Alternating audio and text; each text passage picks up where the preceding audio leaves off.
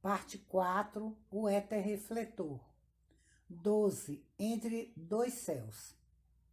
Por mais antigos que sejam os registros que lemos, sempre encontramos referências a reflexos e imagens para ilustrar a forma pela qual as ideias criadoras de Deus objetivaram-se no espaço e no tempo. Ao olharmos uma poça d'água límpida, o primeiro espelho do ser humano, vemos que o céu que está mais distante e acima de nós é a parte mais profunda refletida na água, ao passo que outros objetos, inclusive nós mesmos, ocupam posições intermediárias entre dois céus. Em nosso estudo do éter refletor, vamos manter essa imagem na mente, tal como os neófitos das escolas de mistérios o fazem há milhares de anos. No capítulo 1 do livro O Conceito Rosa Cruz do Cosmos, Max Randall escreveu: por mais de uma razão, o éter refletor é assim denominado, pois as imagens nele encontradas são apenas reflexo da memória da natureza. A verdadeira memória da natureza encontra-se em reino muito mais elevado. Nenhum clarevidente muito desenvolvido preocupa-se em ler esse éter, que apresenta imagens nebulosas e vagas comparadas com as do reino superior. Neste éter refletor, leia os que não têm escolha, na realidade, os que não sabem o que estão lendo ou vendo. Como de regra, os psicômetras e os médios obtêm suas informações neste éter. O estudante das escolas ocultistas, nos primeiros estágios do seu desenvolvimento, também investiga neste éter refletor, mas é prevenido pelo seu professor da insuficiência deste éter como meio de adquirir informações corretas, o que evita que ele venha a tirar conclusões erradas. Este éter é também o meio pelo qual o pensamento impressiona o cérebro humano. Está intimamente relacionado com a quarta subdivisão do mundo do pensamento, a mais elevada das 4 subdivisões contidas na região do pensamento concreto, a pátria da mente humana. Ali se encontra uma versão muito mais clara da memória da natureza do que no éter refletor. Max Randall ainda afirma que o aspecto memória deste éter reside no polo negativo, enquanto que os processos de pensar fazem a sua impressão no cérebro por intermédio do polo positivo. Entretanto, ele não diz que esses polos são polos magnéticos. O éter refletor não é nem elétrico e nem magnético. Seu polo positivo é dominante na parte frontal do cérebro, na área onde o vigilante silencioso, o Espírito Divino, tem o seu assento.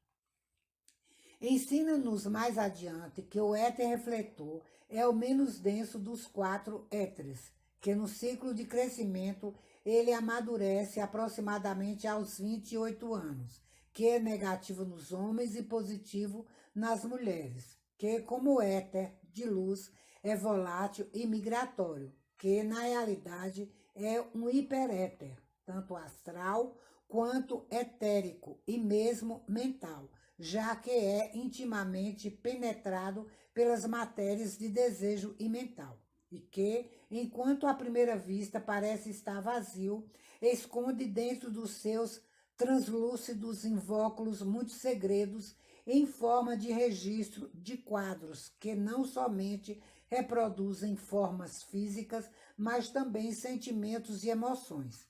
Consequentemente, quando o estudante vidente aprende a ler neste éter, ele pode surpreender-se ao descobrir que não somente vê movimentação de quadros de sua vida passada, como também, algumas vezes, vê formações áuricas e pensamentos formas que os acompanham, embora ele não tivesse clarividência ao tempo em que os eventos ocorreram.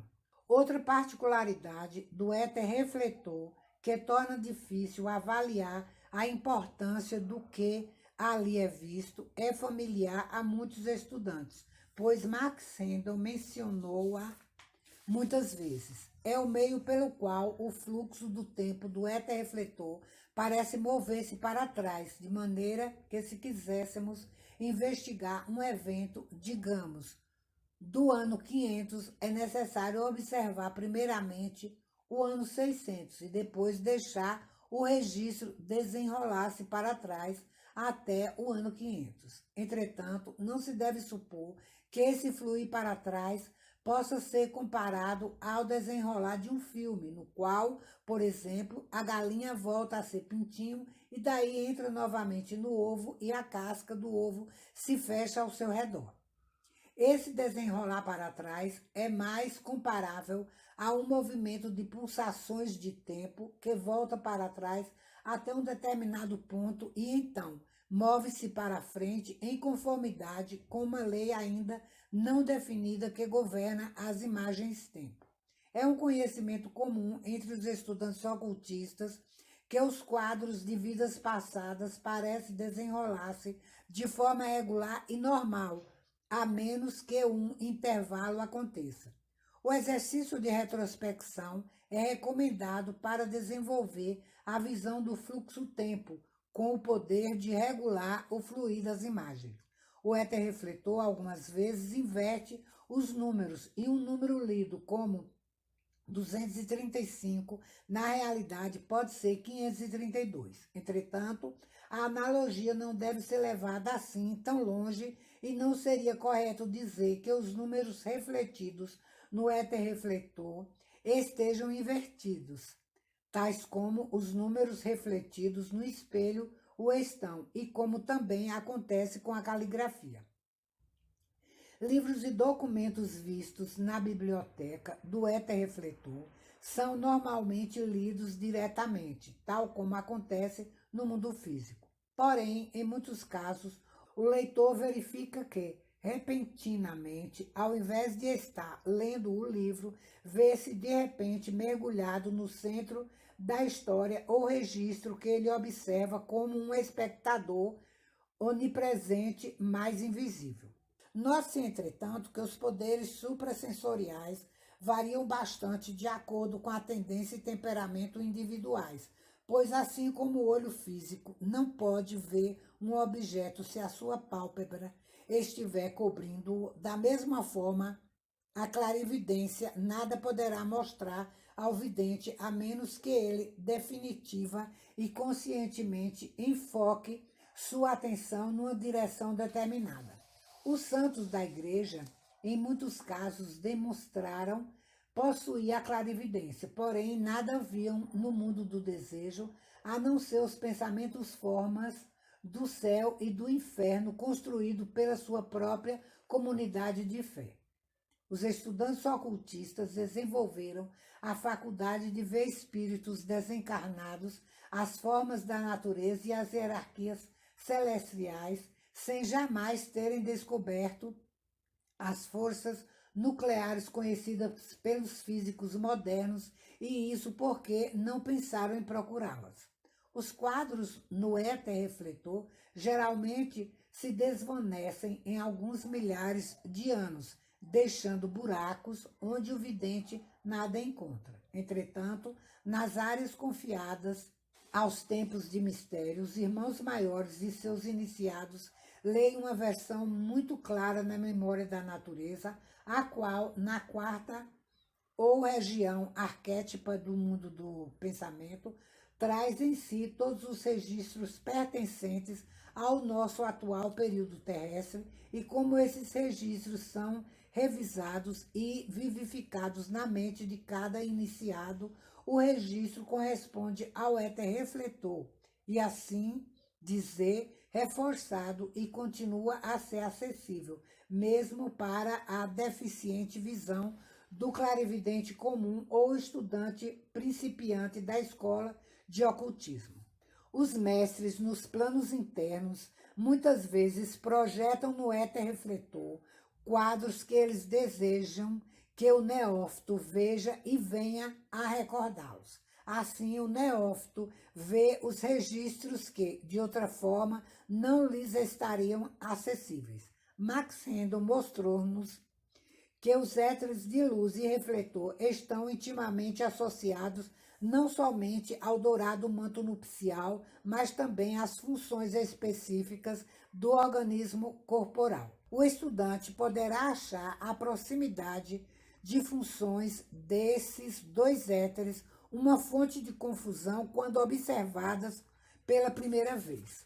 Quando o estudante vidente começa a ver a agitação do éter de luz com seus movimentos semelhantes a asas e com seus arrojados cometas de energia como numa película, passa a reconhecer que o espaço está pulsando como as vagas do oceano, em grandes e lentas ondas. À medida que ele investiga esses espaços, ondas azulados, começa a ver o que pode parecer-lhe, à primeira vista, formas transparentes incolores, algumas vezes formas geométricas, mas muitas vezes formas semelhantes a folhas que se movem no mar de éter como plantas aquáticas. Então, continuando atento e focalizando a sua atenção nessas profundas marés de luz, o estudante poderá repentinamente compreender que ele está realmente contemplando o éter refletor, já que, por detrás do movimento ondulante de luz, seu olhar pousa naquilo que parece ser um mundo de espelhos, um mundo com quadros tão nítidos e claros como as imagens no espelho. Aí não existe nenhuma ondulação, nenhum movimento. À primeira vista, os registros no éter refletor não são fáceis de ler, mas uma vez que o éter parece estar repleto deles, todos podem ser vistos inteiramente, de modo que é necessário prática para separá-los antes que cada um possa ser lido. Isto é feito pelo poder da vontade em manter a atenção focalizada sobre uma imagem, não permitindo imagens colaterais que distraiam a atenção. Há uma tendência em todos os videntes não desenvolvidos em simplesmente relaxar e permitir que esses quadros fluam ou se movam além da sua visão mental, sem nenhuma tentativa de controlá-los ou analisá-los. A pessoa comum pode, na verdade, nunca compreender que seja possível controlar o fluxo de imagens e pode até se vangloriar do fato de que não pode desligar os quadros que se precipitam ante seus olhos. Este é o segredo do desenvolvimento negativo que pode conduzir à obsessão. Se não à obsessão completa, pelo menos à mediunidade, ou talvez à falta de controle mental e emocional, os quais a ciência médica designa-se como desequilíbrios ou distúrbios. O estudante deve, portanto, exercitar a discriminação em relação ao fluxo de imagens que vê. Pode parecer-lhe que essas imagens são irresistivelmente autoimpelidas, mas não é assim, pois elas respondem à sua vontade, como logo descobrirá quando ficar no espaço para controlá-las. Notemos que nem todas essas imagens são registros. Elas incluem algumas vezes cenas atuais e pessoas reais vivendo na Terra, e também podem incluir faces e formas daqueles que já passaram para o além, bem como cenas dos mundos internos. Esse éter pode assemelhar-se a um espelho de duas faces, como Max Randall diz, refletindo o universo exterior de um lado e os mundos internos e espirituais de outro.